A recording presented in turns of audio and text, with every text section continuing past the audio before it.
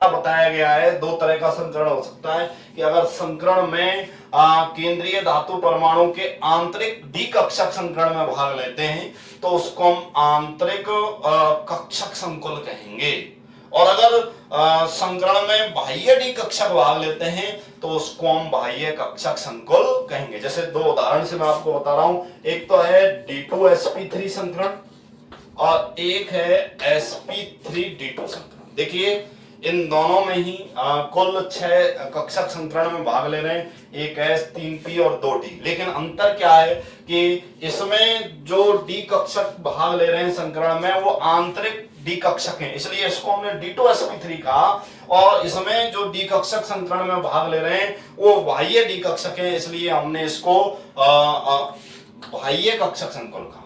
ठीक है, अब देखिए ये डिपेंड करेगा, अगर अंदर कक्षक खाली मिल जाएंगे नॉर्मली तो आंतरिक कक्षक संकुल बनेंगे, यानी कि आंतरिक डी कक्षक संकरण में भाग लेंगे, D2sp3 संकरण होगा। और अगर आंतरिक कक्षक संकरण मतलब खाली नहीं हुए तो वो भाग नहीं लेंगे संकरण में, फिर बाह्य डी कक्षक संकरण में भाग लेंगे। ठीक है, उसके बाद क्या है, यदि अणु में कोई एगमित इलेक्ट्रॉन बचा हुआ है, अगर कोई एगमित इलेक्ट्रॉन है तो उस अणु को अनुचुंबकीय बता देंगे, और अगर एगमित इलेक्ट्रॉन नहीं है तो उसको प्रतिचुंबकीय बता देंगे। ठीक है, मतलब उसकी चुंबकीय गुण की व्याख्या हम कर सकते हैं। एक चीज और है, अगर अणु में संकरण निर्धारित हो गया तो उसकी ज्यामिति भी हम बता सकते हैं। देखो जैसे DsP2 संकरण हो जाए, कौन सा DsP2, तो ज्यामिति हो जाएगी वर्ग समतलीय ज्यामिति हो जाएगी। और अगर संकरण हो जाए sp3 तो ज्यामिति हो जाएगी चतुष्फलकीय।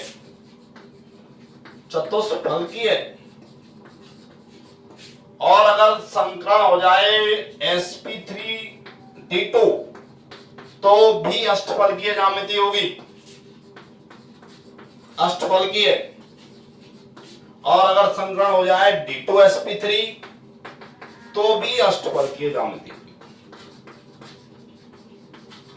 तो कुल मिला के हम बीवीटी से ये उसमें पहले संकरण निकालेंगे, संकरण के बाद उसकी ज्यामिति बताएंगे, ज्यामिति में हम उसके बाद फिर ये बताएंगे कि वो अनुचुंबकीय है या प्रतिचुंबकीय है। और यहाँ पर एक चीज और हमको यहाँ बताना है कि अगर आंतरिक डी कक्षक संकरण में भाग ले तो आंतरिक कक्षक संकुल बनेगा या निम्न चक्रण संकुल बनेगा, और अगर बाह्य डी कक्षक संकरण में भाग ले रहे हैं तो बाह्य कक्षक संकुल बनेगा। ठीक है, अब मैं एक एग्जांपल लेके यहाँ बता रहा हूं कि किस किस तरह से हम संकरण आदि निकाल सकते हैं। उदाहरण मैं यहाँ ले रहा हूं, देखिए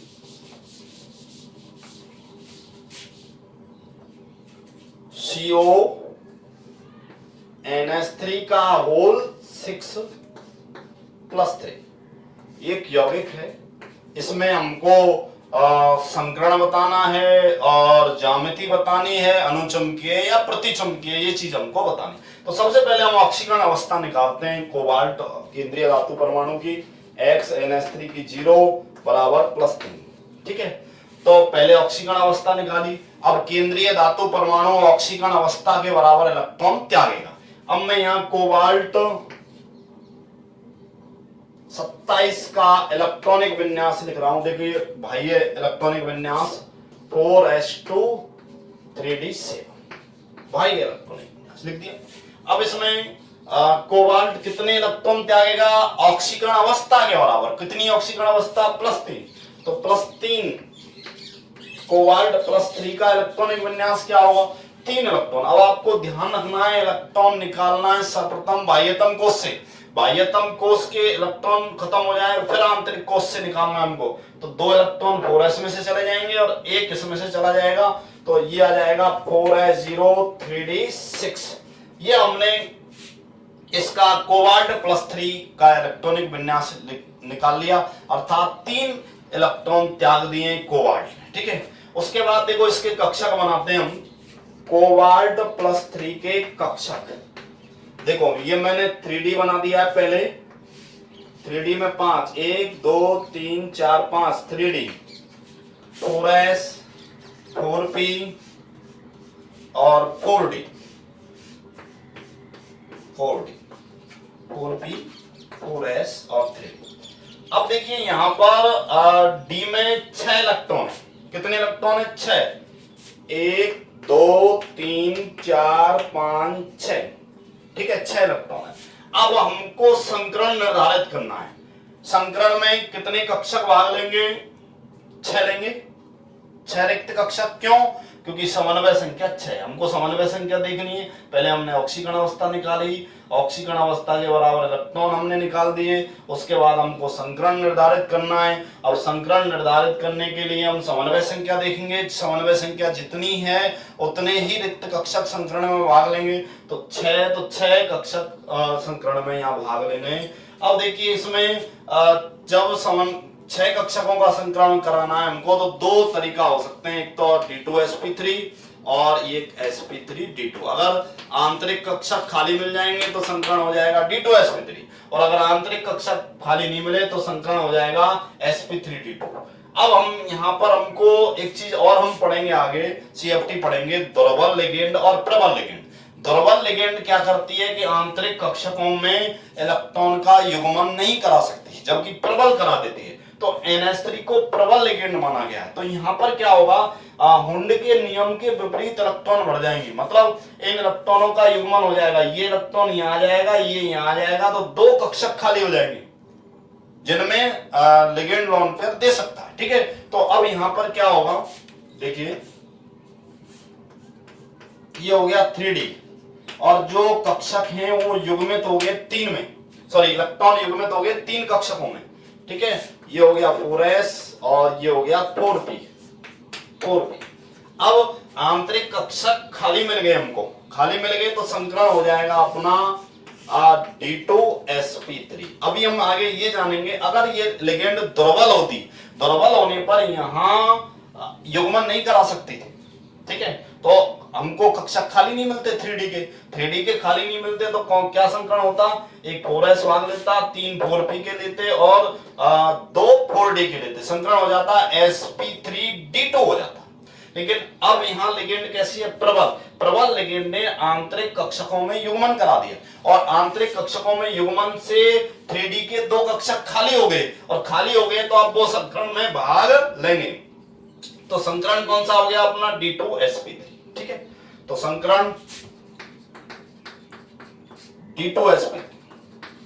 अब इसमें लोन पेयर ले लिए जाएंगे इन कक्षकों में, संकरण D2sp3 हो गया। अब संकुल का प्रकार मैंने आपको बताया था, यदि आंतरिक डी कक्षक संकरण में भाग लेते हैं तो संकुल होता है आंतरिक कक्षक संकुल, आंतरिक कक्षक संकुल। उसके बाद प्रकृति क्या हो जाएगी, संकुल की प्रकृति। अब यहां पर देखिए कोई भी अयुग्मित इलेक्ट्रॉन नहीं है, तीनों इलेक्ट्रॉन, सॉरी 6 इलेक्ट्रॉन 3 कक्षकों में युग्मित हो गए। अब जो लोन पेयर ले जाएंगे वो भी युग्मित अवस्था में रहेंगे यहाँ, ठीक है। तो अयुग्मित इलेक्ट्रॉन 0 है, इसलिए प्रकृति कैसी हो गई, प्रतिचुंबकीय। कैसी हो गई, प्रतिचुंबकीय, क्योंकि अगर अयुग्मित इलेक्ट्रॉन यहाँ होता तो प्रकृति हो जाती अनुचुंबकीय, अब हो जाएगी प्रतिचुंबकीय। और ज्यामिति कैसी हो जाएगी, अष्टफलकीय, ठीक है। तो ज्यामिति मैं यहाँ ऊपर बना रहा हूं, देखिए ज्यामिति अष्टफलकीय हो जाएगी, अष्टफलकीय ज्यामिति यहां बना देते हैं। देखिए ज्यामिति हो जाएगी अपनी अष्टफलकीय। ये केंद्र में कोबाल्ट +3 और लिगेंड कौन कौन सी हो गई, NH3 लिगेंड जिन्होंने लोन पेयर दे दिया, अष्टफलकीय ज्यामिति होगी, ठीक है। तो यहां मेन चीज हमको क्या देखनी है कि सर्वप्रथम केंद्रीय धातु परमाणु की ऑक्सीकरण अवस्था निकालनी है, और ऑक्सीकरण अवस्था निकालने के बाद उसकी ऑक्सीकरण संख्या के बराबर इलेक्ट्रॉन हमको निकालने हैं, सबसे पहले बाह्यतम कोश से, फिर आंतरिक कोशों से। उसके बाद हमको देखनी है यौगिक में समन्वय संख्या। समन्वय संख्या जितनी है उतने ही रिक्त कक्षक आपस में संकरण करेंगे। अब अगर लिगेंड आपकी प्रबल है तो वो आंतरिक डी कक्षकों में इलेक्ट्रॉन का युग्मन करा के आंतरिक डी कक्षकों को खाली करवा सकती है, और खाली कक्षक अगर मिल जाएंगे आंतरिक डी तो वे संकरण में भाग ले लेंगे, और यहां संकरण हो गया अपना D2sp3। और अगर लिगेंड दुर्बल होती तो वो आंतरिक डी कक्षकों में इलेक्ट्रॉन का युग्मन नहीं करा सकती थी और ये कक्षक खाली नहीं होता। जब 3D संकरण कक्षक खाली नहीं होता तो वो संकरण में भाग नहीं लेता। तो अब कौन से कक्षक संकरण में भाग लेते, फिर 4s लेता है, 3 4p के और 2 4d के, संकरण हो जाता है sp3d2। लेकिन अब यहाँ उल्टा हो गया, आंतरिक डी कक्षकों में इलेक्ट्रॉन का युग्मन हो गया, 2 डी कक्षक हमको खाली मिल गए, तो अब संकरण हो गया d2sp3 और सारे इलेक्ट्रॉन युग्मित हो गए। तो अयुग्मित इलेक्ट्रॉन 0 होने के कारण प्रकृति हो गई प्रतिचुंबकीय और संकुल कैसा हो गया, आंतरिक कक्षक संकुल, क्योंकि आंतरिक डी कक्षक संकरण में भाग ले रहे हैं और ज्यामिति कैसी हो गई, अष्टबल की।